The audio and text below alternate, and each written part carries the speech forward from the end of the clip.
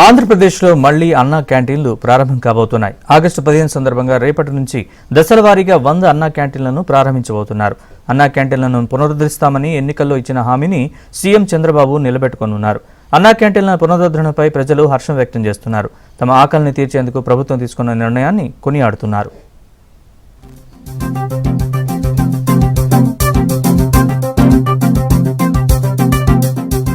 YCP మూసేసిన అన్నా క్యాంటీన్లను పునరుద్ధరిస్తామని ఎన్నికలకు ముందు చంద్రబాబు హామీ ఇచ్చారు. ముఖ్యమంత్రిగా పదవీ బాధ్యతలు స్వీకరించిన వెంటనే అన్నా క్యాంటీన్లను పునః ప్రారంభించే ఫైల్పై చంద్రబాబు సంతకం పెట్టారు. ఈ హామీకి అనుగుణంగా ఆగస్టు 15న 100 క్యాంటీన్లను ప్రారంభించాలని నిర్ణయానికి వచ్చారు. ఆహారం సరఫరా చేసేందుకు పిలిచిన టెండర్లలో హరే కృష్ణ మూవ్మెంట్ ఎంపికైంది. ఉదయం అల్పాహారం, మధ్యాహ్నం భోజనం, సాయంత్రం భోజనం కూడా ఒక్కొక్కటి 5 రూపాయలకు అందించనున్నారు.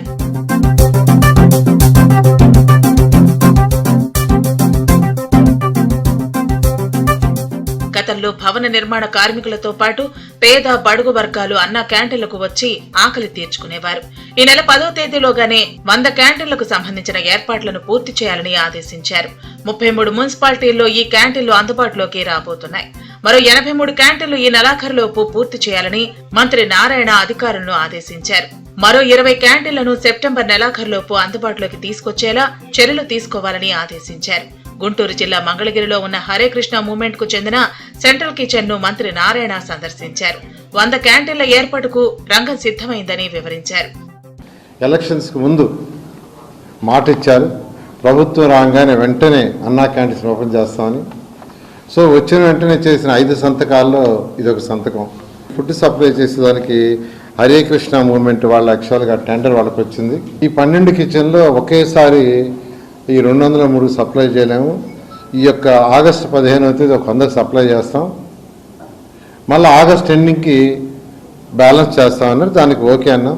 రేపు 15వ తేదీ గుడివాడలో మధ్యాహ్నం లంచ్తో ముఖ్యమంత్రి గారు ఇనాగ్రేషన్ ఇవ్వబోతున్నారు. నెక్స్ట్ డే మార్నింగ్ మిగిలిన 99 అన్నా క్యాంటీన్లో అక్కడ ఉన్న ఎమ్మెల్యేలు, మినిస్టర్లు, ఎంపీలు, ప్రజానాయకులు అందరూ యాక్చువల్గా వాటిని స్టార్ట్ చేసి కంటిన్యూ చేయడం జరుగుతుంది.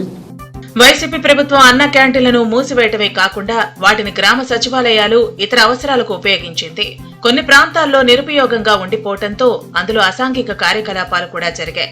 మరోవైపు అన్న క్యాంటీన్లను మూసివేసి ఇందులో పెద్ద ఎత్తున అవినీతి జరిగిందని అప్పట్లో బొత్స ఆరోపించారు.